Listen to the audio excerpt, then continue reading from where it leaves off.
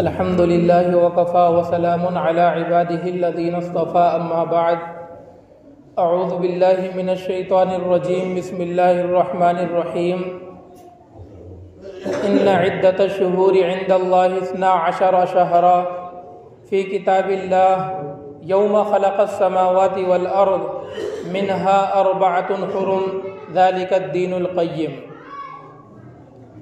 وعن أبي بكرة رضي الله تعالى عنه عن النبي صلى الله عليه وسلم قال الزمان قد استدار بهيئته يوم خلق الله السماوات والأرض منها 4 حرم 3 متواليات ذو القعدة وذو الحجة والمحرم ورجب مضر الذي بين جمادي وشعبان رواه البخاری او کما قال علیہ الصلاۃ والسلام. محترم حضرات اور معزز سامعین، یہ میں نے آپ کے سامنے قرآن پاک کی ایک آیت کریمہ تلاوت کی ہے. اس آیت کریمہ کے اندر اللہ تبارک و تعالی نے ارشاد فرمایا کہ یقین جانو اللہ کے نزدیک مہینوں کی تعداد 12 ہے. یعنی جو اسلامک مہینے ہیں، اسلامک مہینوں کی تعداد ہے وہ 12 ہے. جس دن اللہ تعالیٰ نے آسمان اور زمین کو پیدا کیا تھا، پیدا کرنے ہی سے پہلے ہی لوح محفوظ کے اندر یہ دنوں اور مہینوں کی تعداد اللہ تبارک و تعالیٰ کے نزدیک طے تھی کہ سال جو ہوں گے وہ 12 مہینے کا ہوگا. انگریزی سال جو ہے وہ پہلے 10 مہینے کا ہوا کرتا تھا. جب انہوں نے دیکھا کہ اسلامک سال اور اسلامک کیلنڈر کے حساب سے، چاند کے حساب سے جو مہینے ہیں سال کے وہ 12 ہیں، تو پھر بعد میں انگریزی والوں نے بھی یہ کیا کہ انہوں نے 2 مہینوں کا اضافہ کر دیا. پہلے ان کا سال شروع ہوتا تھا مارچ سے، اب جنوری اور فروری کا اضافہ کر دیا اور جنوری سے سال شروع ہو گیا اور اب اس سال کے اندر بھی 12 مہینے ہونے لگے. تو اللہ تعالیٰ نے اس آیت کریمہ کے اندر فرمایا ہے یقین جانو کہ اللہ کے نزدیک سال کے مہینوں کی تعداد جو ہے وہ 12 ہے.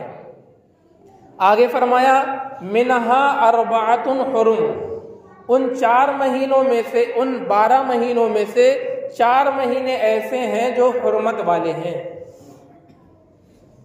4 مہینے حرمت والے ہیں. ذالک الدین القیم، یہ سیدھا اور صاف دین ہے. وہ 4 مہینے کون سے حرمت والے ہیں؟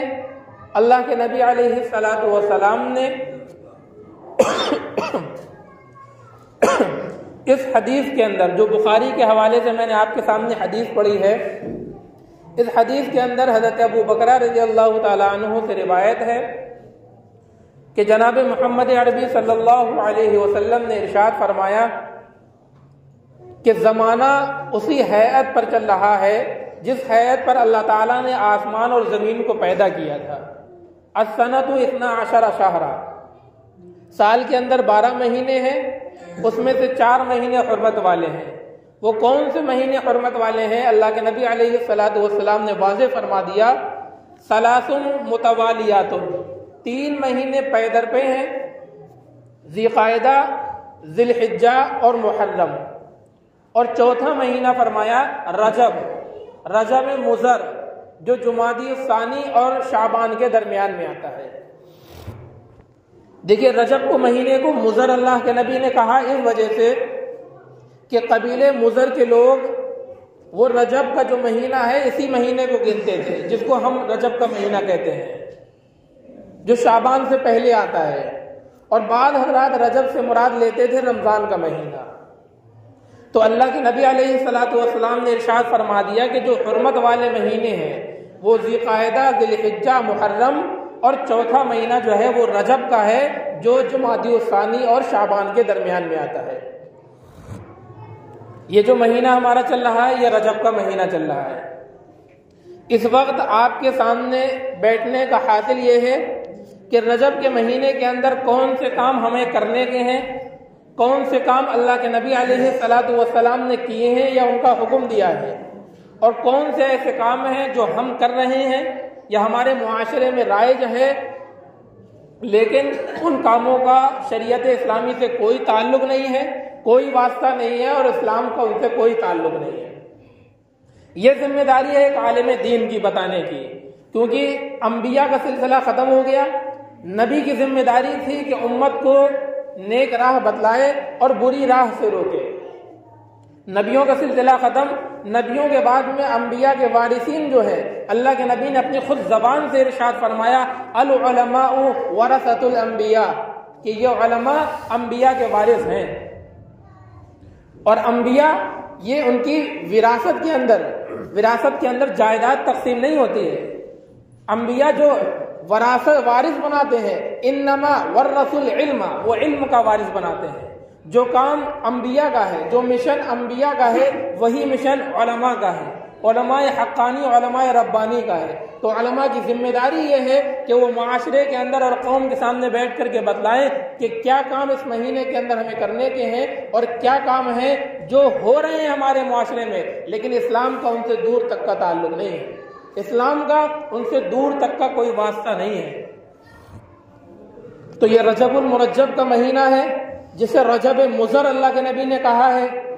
آج رجب کی 21 تاریخ ہو گئی ہے۔ رجب کے حوالے سے میں نے آپ کے سامنے قرآن کی ایک آیت کریمہ پڑھی، اللہ کے نبی علیہ الصلوۃ والسلام کا ارشاد پڑھا، جس کا حاصل یہ نکل کر کے آیا سال کے مہینے 12 ہیں، ان 12 مہینوں میں سے 4 مہینے حرمت والے ہیں۔ وہ 4 مہینے کون سے ہیں؟ جو ذی قعدہ، ذی الحجہ، محرم اور رجب۔ تو یہ رجب کا مہینہ ہے، یہ بھی کون سا ہے؟ حرمت والا ہے۔ اب آپ سمجھیے حرمت والے مہینے کا مطلب کیا ہے۔ حرمت والے مہینے کا مطلب یہ ہے کہ شروع اسلام کے اندر ان مہینوں کے اندر جنگیں منع تھیں، ان مہینوں کے اندر قتل و قتال کرنا منع تھا۔ قرآن پاک میں اللہ تعالیٰ نے فرمایا یسألونک عن الشہر الحرام قتال فیہ، اے نبی جی یہ صحابہ آپ سے آ کر کے پوچھتے ہیں شہر حرام، حرمت والے مہینے کے اندر قتل و قتال کرنے کے بارے میں، کہ اس کے اندر قتل و قتال کرنا کیسا ہے، لڑنا اور جنگ کرنا کیسا ہے۔ قل، اے نبی آپ ان کو بتلا دیجئے قتال فیہ کبیر، اس مہینے کے اندر قتل و قتال کرنا، جنگ کرنا بہت ہی بڑا گناہ ہے۔ تو ان مہینوں کے اندر قتل و قتال کرنا حرام تھا، اس وجہ سے ان مہینوں کو حرمت والا مہینہ کہتے ہیں۔ اب وہ حکم ختم ہو گیا اور اب قتل و قتال کرنا اس کے اندر حرام باقی نہیں رہا۔ دوسری چیز جو ہے وہ یہ ہے کہ ان مہینوں کے اندر اگر کوئی بندہ نفلی عبادت کرتا ہے، اگر کوئی بندہ نفلی روزے رکھتا ہے، اگر کوئی بندہ نفلی صدقات دیتا ہے تو اس کو ڈبل ثواب ملتا ہے۔ اسی طریقے سے اگر کوئی بندہ ان مہینوں کے اندر کوئی گناہ کرتا ہے تو اللہ تبارک و تعالیٰ کی جانب سے اس کو جو سزا ملتی ہے وہ بھی ڈبل ملتی ہے۔ تو سزا کے اندر بھی حرمت بڑھا دی گئی اور نیکیوں کے اندر بھی اضافہ کر دیا گیا۔ ان دو وجہ سے ان 4 مہینوں کو کہتے ہیں حرمت والے مہینے۔ کیا کہتے ہیں؟ حرمت والے مہینے کہتے ہیں۔ دیکھیے اب رجب کے مہینے کے اندر کون سے کام کرنے کے ہیں؟ تو سب سے پہلی بات، جب رجب مرجب کا مہینہ شروع ہوتا ہے تو حدیث کے اندر ہے کہ یہ دعا پڑھنی چاہیے، اللہم بارک لنا فی رجب و شعبان وبلغنا رمضان۔ اے اللہ ہمیں اس رجب کے مہینے کے اندر اور اس کے بعد آنے والے شعبان کے مہینے کے اندر برکت دے، ہماری عمر میں اضافہ ہو، ہماری صحت صحیح اور سالم رہے، وبلغنا رمضان، اور ہمیں رمضان کے مہینے تک پہنچا دے، تاکہ رمضان کا مہینہ جو عظمتوں والا ہے، جو رحمتوں والا ہے، اس مہینے کے اندر جا کر کے ہم رحمتوں کو اور برکتوں کو لوٹ سکیں اور اللہ تعالیٰ کو راضی کر سکیں۔ تو حدیث کے اندر یہ دعا وارد ہوئی ہے۔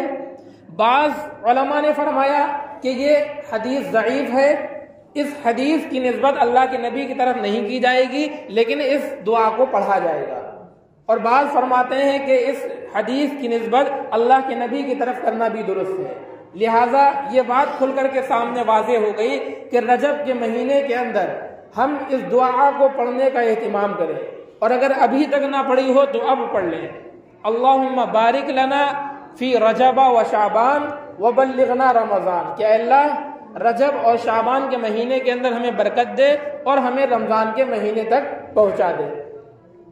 اللہ کے نبی علیہ الصلوۃ والسلام رمضان کے مہینے سے 2 مہینے پہلے رجب کا چاند دیکھتے ہی یہ دعائیں پڑھنے لگتے تھے کہ اللہ رجب اور شعبان کے مہینے میں برکت دے اور مجھے رمضان کے مہینے تک پہنچا دے۔ تو یہ پہلا کام کرنے کا ہے کہ رجب کے مہینے کے اندر ہم دعا کو پڑھنے کا اہتمام کریں۔ دوسرا کام، اللہ کے نبی علیہ الصلوۃ والسلام اس مہینے کے اندر روزے رکھا کرتے تھے۔ حضرات صحابہ کو حکم دیتے تھے کہ اس مہینے کے اندر نفلی روزے رکھو اور کثرت سے روزے رکھو۔ ایک صحابی سے اللہ کے نبی نے فرمایا کہ تم رمضان کے مہینے کا روزہ رکھو اور رمضان کے علاوہ جتنے بھی مہینے آئے ہر مہینے میں 1 دن کا روزہ رکھ لیا کرو۔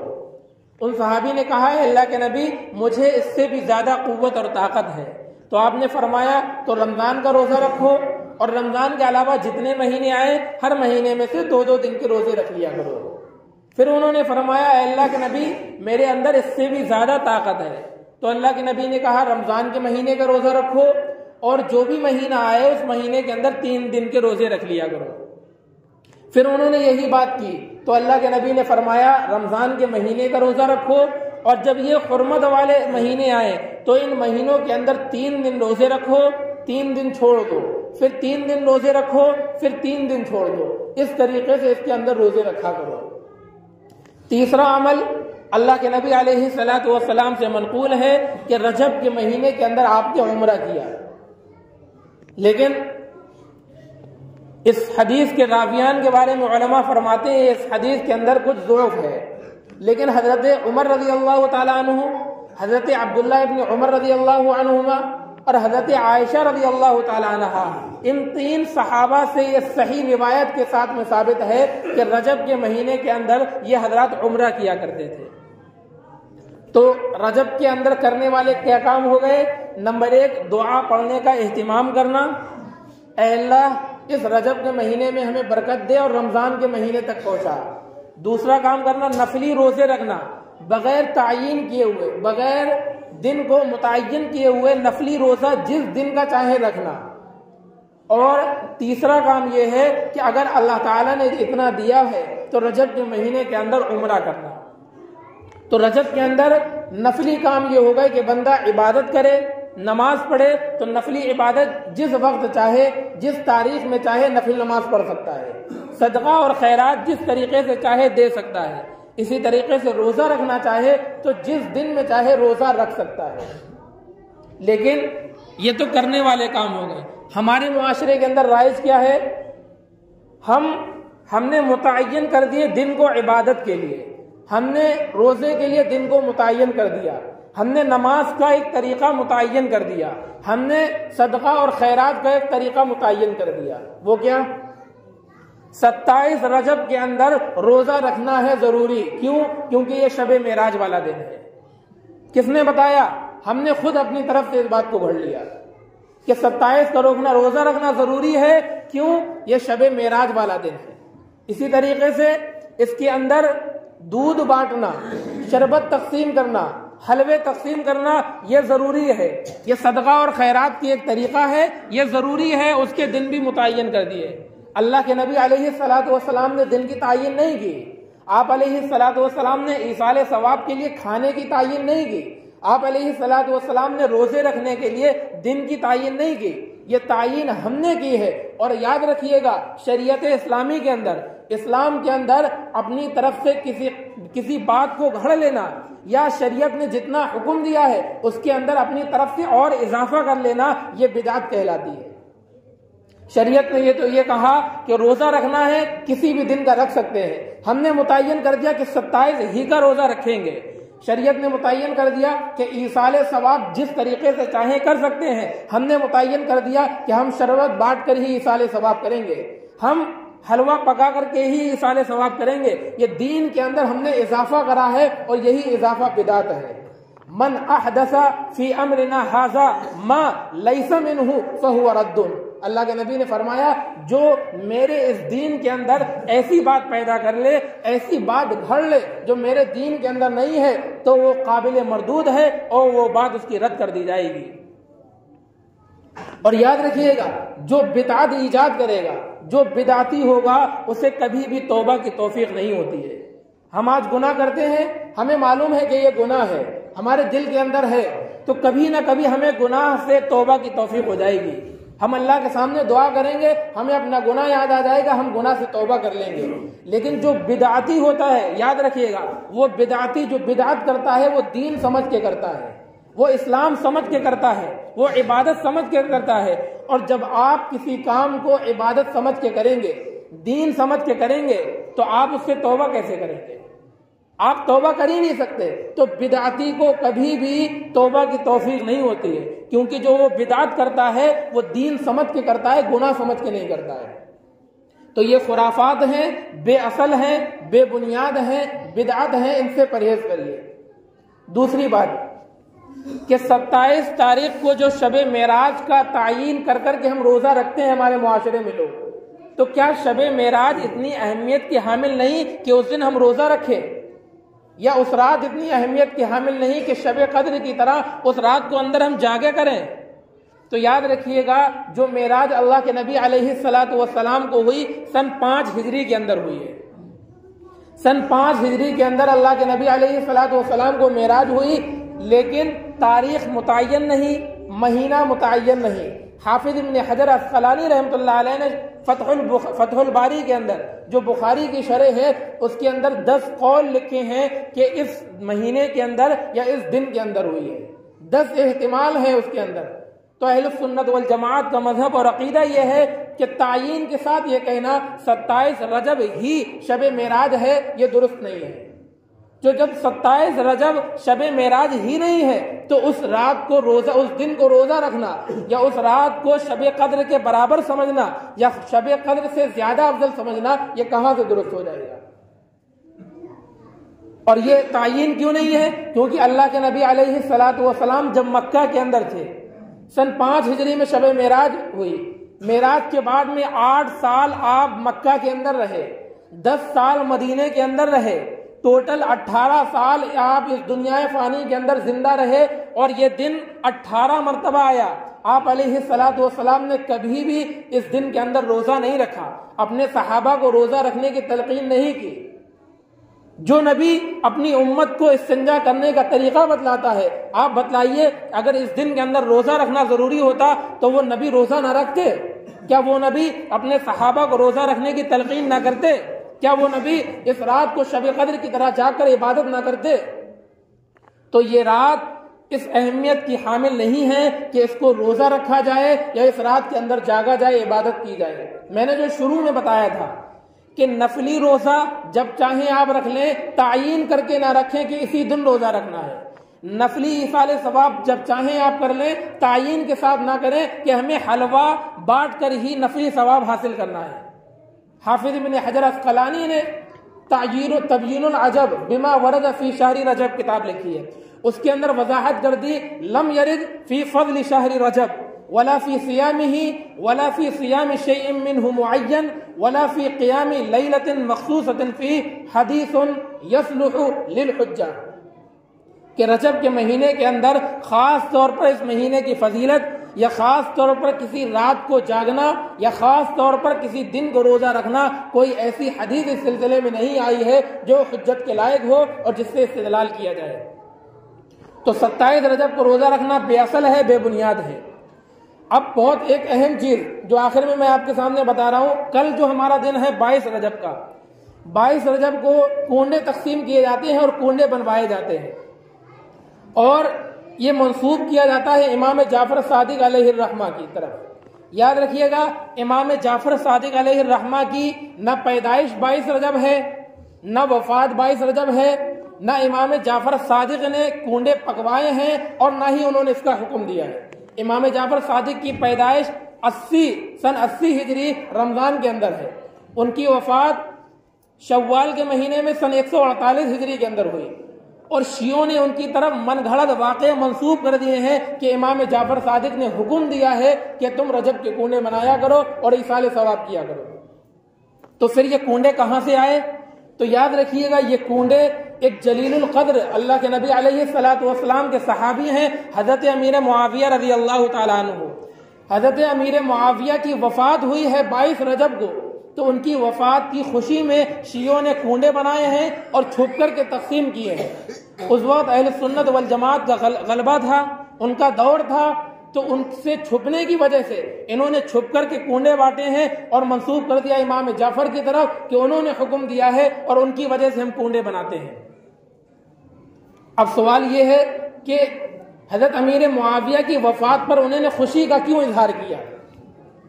تو دیکھیے، حضرت امیر معاویہ رضی اللہ تعالیٰ عنہ ایک ایسے صحابی ہیں جو مظلوم صحابی ہیں، جن کے اوپر بے شمار اعتراضات کیے گئے ہیں، جن کو اعتراضوں کا نشانہ بنایا گیا ہے، جن کے اوپر شیعوں نے بھی اعتراض کیے ہیں، اسی طریقے سے مودودیوں نے بھی انہیں غلط اعتراض کیے ہیں، اور ہمارے اہل سنت والجماعت میں سے بھی کچھ لوگ نام نہاد ہیں جو حضرت امیر معاویہ کے اوپر لعن و طعن کا نشانہ کرتے ہیں اور ان کے اوپر بیجا انہوں نے اعتراض کیے ہیں۔ اس سلسلے میں تقریباً 250 صفحات کی میں نے کتاب لکھی ہے، اس کے اندر صاف طور پر حضرت امیر معاویہ کے فضائل کو بیان کیا ہے، حضرت امیر معاویہ کے اوپر ہونے والے اعتراضات کو دفاع کیا ہے۔ دیکھیے، حضرت امیر معاویہ رضی اللہ تعالیٰ عنہ حضور اکرم صلی اللہ علیہ وسلم کے قبیلے کے تھے۔ حضرت امیر معاویہ کے والد سفیان، ان کے والد حرب، ان کے والد امیہ، ان کے والد عبد شمس، ان کے والد عبد مناف۔ یہ عبد مناف اللہ کے نبی علیہ الصلوۃ والسلام کے خاندان کے ہیں۔ عبد مناف کی سلسلے میں خود اللہ کے نبی علیہ الصلوۃ والسلام ہیں، محمد بن عبداللہ بن عبد المطلب بن ہاشم بن عبد مناف۔ تو عبد مناف کی سلسلے سے خود اللہ کے نبی علیہ الصلوۃ والسلام ہیں، اور انہی عبد مناف کے سلسلے سے حضرت معاویہ رضی اللہ تعالیٰ عنہ ہیں۔ اور نہ صرف والد، ان کی والدہ ہیں وہ بھی عبد مناف کے سلسلے سے ہیں۔ ان کی والدائیں ہند، ان کی نانا ہے عتبہ، نانا کے پرنانا ہے ربیعہ، ان کی ابا ہیں عبد شب اور ان کے دادا ہیں عبد مناف۔ تو باپ کی طرف سے بھی نبی کے خاندان سے ہیں، ماں کی طرف سے بھی یہ نبی کے خاندان کے ہیں۔ اس کے علاوہ نبی سے رشتہ داریاں ان کی دیکھیے، ان کی ایک بہن ہے ام حبیبہ جو اللہ کے نبی علیہ الصلوۃ والسلام کی زوجہ ہیں، ام المسلمین ہے، مسلمانوں کی ماں ہے۔ تو جب ان کی بہن مسلمانوں کی ماں ہے تو خود حضرت امیر معاویہ ہمارے ماموں ہوئے۔ کون ہوئے؟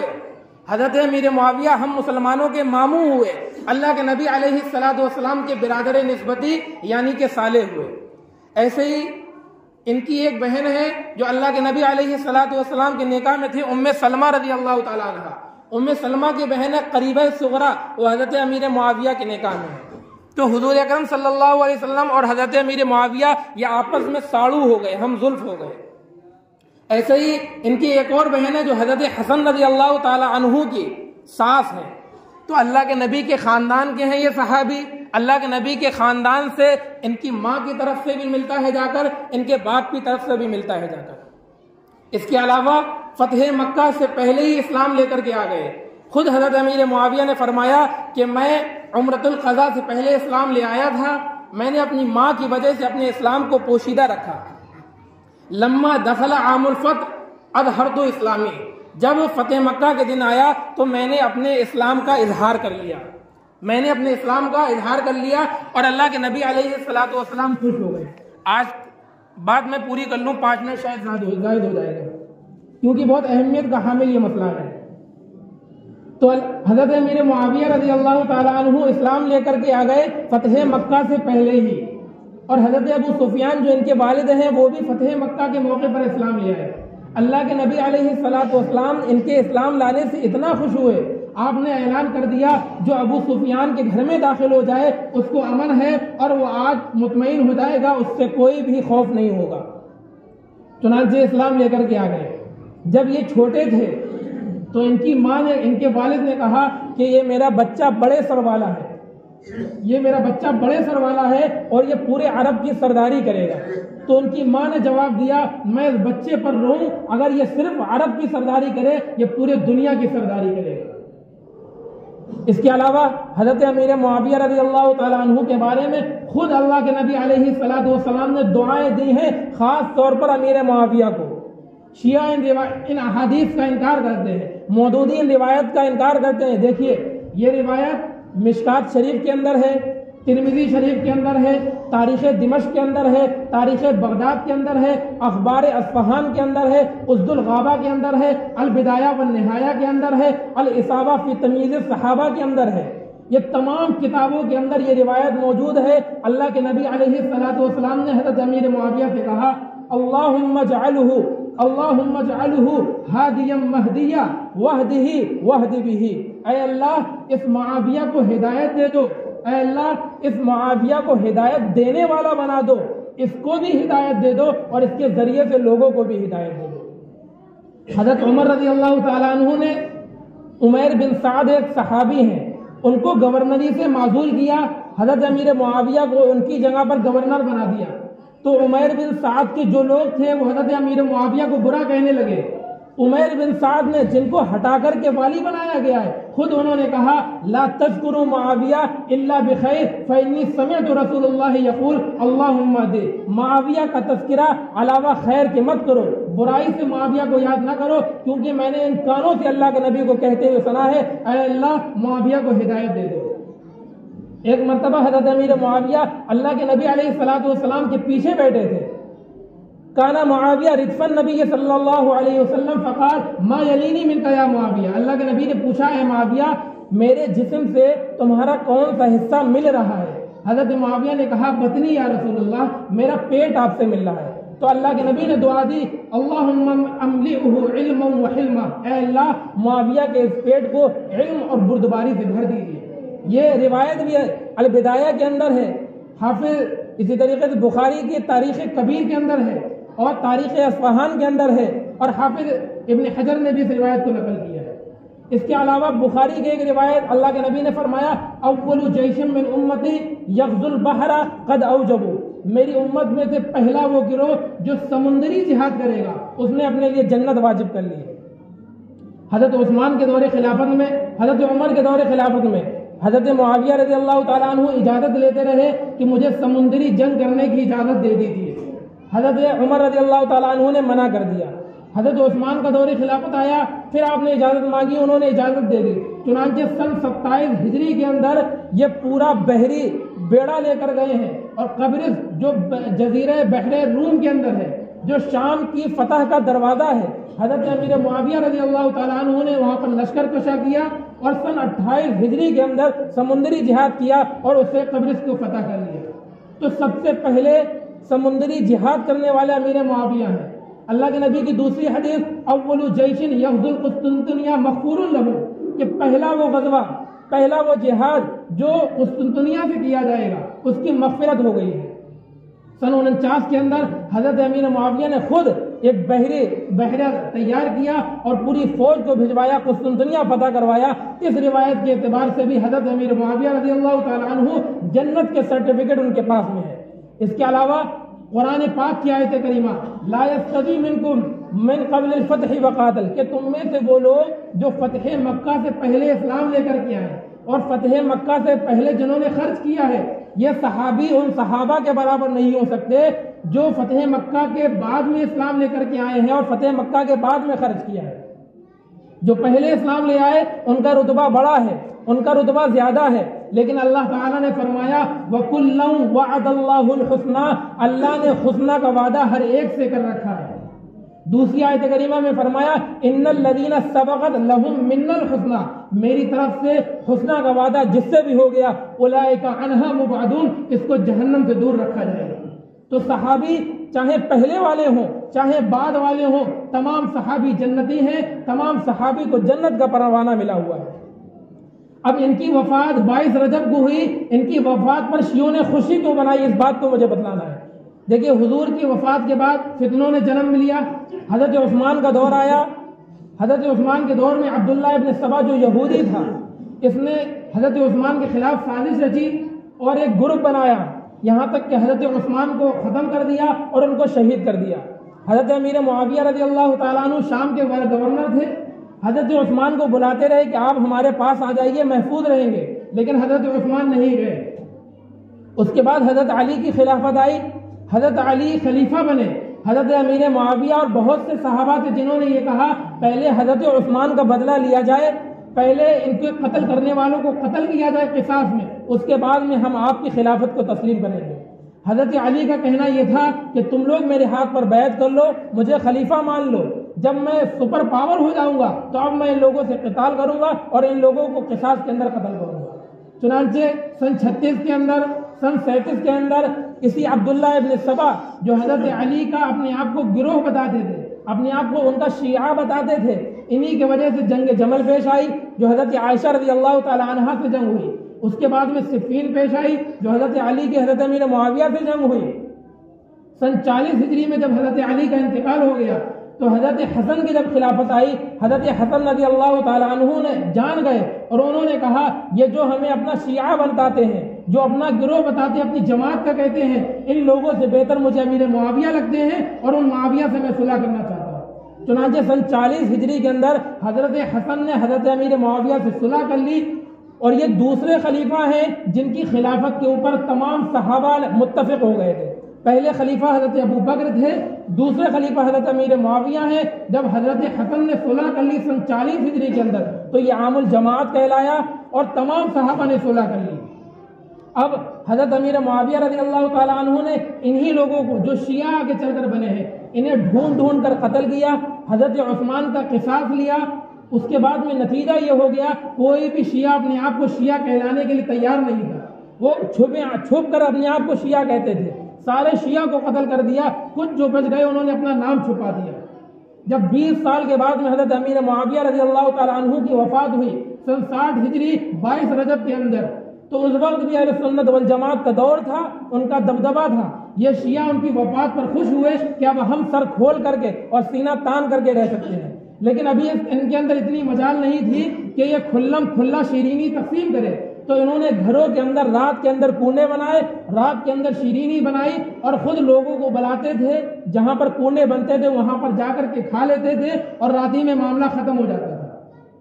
یہ دھیرے دھیرے طریقہ چلتا رہا اور آج یہ ہمارے معاشرے میں بھی آ گیا۔ انہوں نے یہ دیکھا کہ صحابہ کے خلاف ہم یہ کونے بنا رہے ہیں تو انہوں نے اس کونے کو منسوب کر دیا امام جعفر صادق کی طرف کہ انہوں نے حکم دیا، حالانکہ امام جعفر صادق جو امام اعظم کے بھی استاد ہیں، نہ ان کی وفات اس دن ہے، نہ ان کی پیدائش اس دن ہے، نہ انہوں نے کبھی کونڈے کیے، نہ انہوں نے کونے کا حکم دیا۔ یہ ایک جلیل القدر صحابی حضرت امیر معاویہ رضی اللہ تعالیٰ عنہ کی وفات کی خوشی پہ کونڈے ہیں، کیونکہ انہوں نے شیعوں کو گن گن کر اور چن چن کر قتل کیا تھا۔ تو اب آپ اپنے بارے میں غور کریں، اپنے معاشرے کے بارے میں غور کریں، ایسے جلیل القدر صحابی جن کے بارے میں نے آپ کو بتایا، جو اللہ کے نبی کے خاندان کے ہیں، جو قریش خاندان کے ہیں، قبیلہ ان کا الگ ہے، اللہ کے نبی کا قبیلہ ہاشمی ہے، آپ کا قبیلہ بنو امیہ ہے، جن کی نسبتیں اللہ کے نبی سے، اللہ کے نبی نے جن کو دعائیں دی ہیں اور جن کے ساتھ میں رشتہ داریاں ہیں، ایسے صحابی کے وفات پر آج خوشیاں منائی جا رہی ہیں، آج کونے بنائے جا رہے ہیں اور ہم مسلمانوں کے گھروں میں بھی منائے جا رہے ہیں، اور اگر آج ہمارے کوئی گھر میں لے کر کے آ جائے تو ہم خوشی خوشی لیتے ہیں اور کہہ دیتے ہیں ہم نے تو نہیں منائے۔ یاد رکھیے گا، سنت کو اتباع کی جائے اور سنت کی پیروی کی جائے، سنت کو آگے بڑھایا جائے۔ اگر ہم بدعت کو ایجاد کریں گے یا بدعت کی پیروی کریں گے، کسی نے بدعت کی ہے ہم ان ٹکیوں کو کھائیں گے تو یہ بدعت کو بڑھاوا دینا ہوا۔ اگر آپ کے گھر پر کوئی لے کر کے آئے، صاف منع کر دیے یہ صحابی کی وفات پر خوشی کی ٹکیاں ہے، ہم نہیں کھاتے۔ اور اگر آپ کے اندر اتنا ایمان نہیں ہے، آپ کے اندر ایمان مر چکا ہے، تو کم سے کم اتنا منع نہ کر سکے، اتنا کر دیجئے کہ ہم ٹکیاں نہیں کھائیں گے، کسی غریب کو اٹھا کر کے دے دیجئے۔ اولاً نہ ٹکیاں بنائیں نہ کھائیں، صاف منع کر دیں۔ لیکن اگر آپ کے اندر اتنی ہمت اور جرت نہیں ہے کہ آپ منع کر سکیں، قرآن کے خلاف ہے یہ ٹکیا کھانا، نبی کے خلاف ہے، صحابہ کے خلاف ہے، ائمہ کے خلاف ہے، اگر آپ منع نہیں کر سکتے تو کم سے کم خود نہ کھائیے، کسی غریب کے ہاتھ بھجوا دیجیے، تاکہ آپ کے اندر اس بدعت کے خلاف شائبہ باقی رکھے۔ اللہ تبارک و تعالیٰ ان خرافات سے بچنے کی توفیق عطا فرمائے۔ حضرت امیر معاویہ رضی اللہ تعالیٰ عنہ کو اللہ تعالیٰ اپنی طرف سے بے انتہا اجر عظیم عطا فرمائے۔ امیر شام تیری جاہو منزلت کی قسم، تیرے نام کا ڈنکا بجا کے چھوڑیں گے، تیرے نام سے جلتے ہیں جو ملحد و زندیق، ان کو جہنم پہنچا کے چھوڑیں گے۔ آمین وآخر دعوانا الحمدللہ رب العالمین۔